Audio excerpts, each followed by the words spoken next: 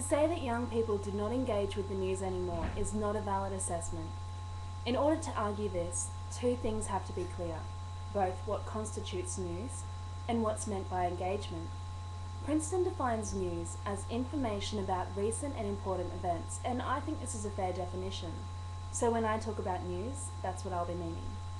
For me, engagement is something that grabs someone's interest, something they learn from, and something they can recall.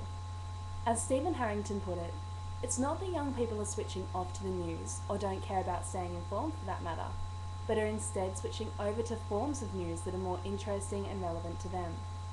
A great example of young people switching over to a more contemporary form of news is in The Chaser's War and Everything. This television show produces news that is informative and relevant, and it's presented in an entertaining manner. And that's what makes it so easy for young people to engage with. News is surrounded by the connotations that in order to be valid, it needs to be presented in a way that's purely factual, dry, and to the point. The Chaser is a great example of a news production that's challenging this belief. Fisk outlined the importance of the information-entertainment balance by mentioning that we only really watch the news, as in the 6 o'clock news, because we feel we should have some idea what's going on in the world. But without entertainment, it'll be watched half-heartedly and will be rapidly forgotten. The production of news has evolved to allow for the idea that young people like to be entertained as they take in the facts, and this has in turn revolutionised the way they consume their news. Which brings us back to the point that, yes, they are consuming it and consequently engaging with news. Whilst readership of newspapers and the viewing of news such as ABC World News is declining amongst young people, the audiences for shows such as Chaser are escalating. They haven't disengaged with the news, they've just shifted to something more relevant to them. In the KCB102 lecture on media and society, Steve Harrington noted that citizen journalism such as blogs have supplied a real change to the structure of journalism. Journalism in this instance being the way we produce news.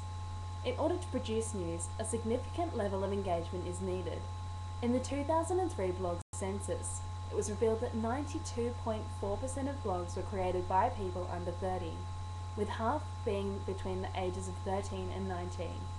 You could say that blogs aim to give information on recent and important events.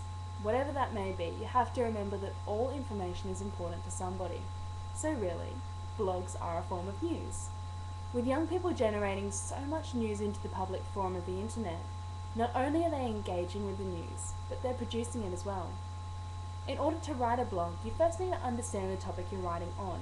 So, if a young person was to write a commentary on a current event, then it already shows an engagement to the extent that they feel they can express an informed opinion on that event. Young people have not disengaged themselves with the news. If anything, this kind of news has not met the needs of the young people and disengaged itself from them. Young people have simply gone elsewhere for their information. The future of news consumption in younger audiences is dictated on whether or not there is a good balance in the way news is delivered. Young people are both producing and consuming news, and it really isn't giving us much credit to say that we no longer engage with it.